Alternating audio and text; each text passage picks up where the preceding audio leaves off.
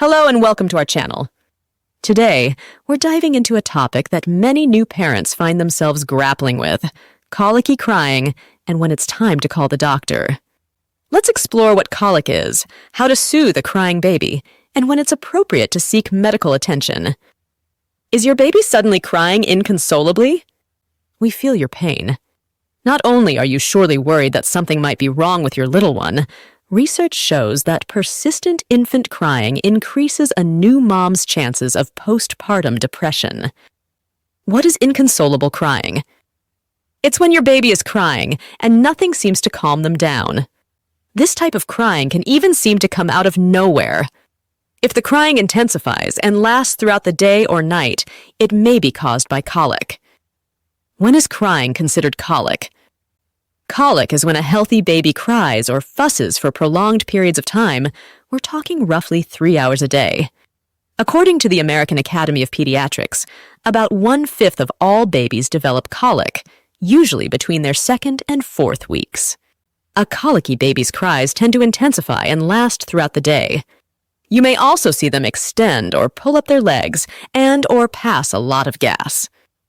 What causes inconsolable colic crying? That's a great question, and one we still don't have a definitive answer for. The leading theory? Your baby may be highly sensitive to stimulation, unable to self-console or regulate their nervous system quite yet, or there may be a sensitivity to food in a breastfeeding mom's diet. It's also important to rule out any medical issues that might be causing discomfort. What to do if your baby is suddenly crying inconsolably? The first step is to try the 5 S's method for soothing babies. The 5 S's include swaddling, holding baby in the side stomach position, shushing, swinging, and sucking. Each of these 5 S's mimic the rhythms and sensations babies experienced inside the womb, and they all trigger what's dubbed the calming reflex.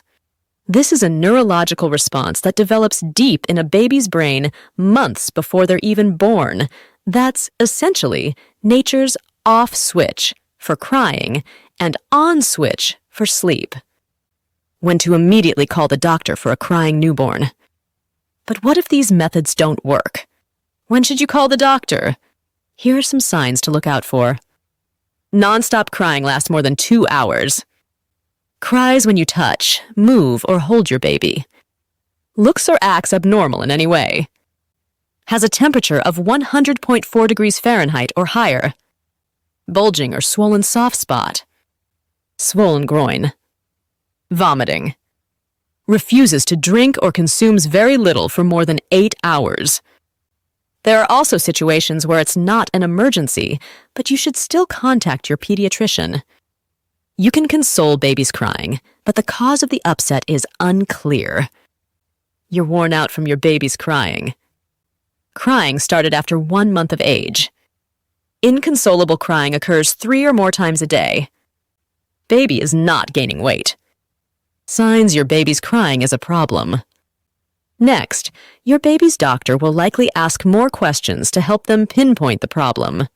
The pediatrician will check for the following symptoms: frequent groans and weak cries, shrill cry, high-pitched and sharp cries unlike your baby's usual cry sound, vomiting, throwing up more than 1 ounce per episode, experiencing more than 5 vomiting episodes a day, or any green or yellow vomit can signal an issue.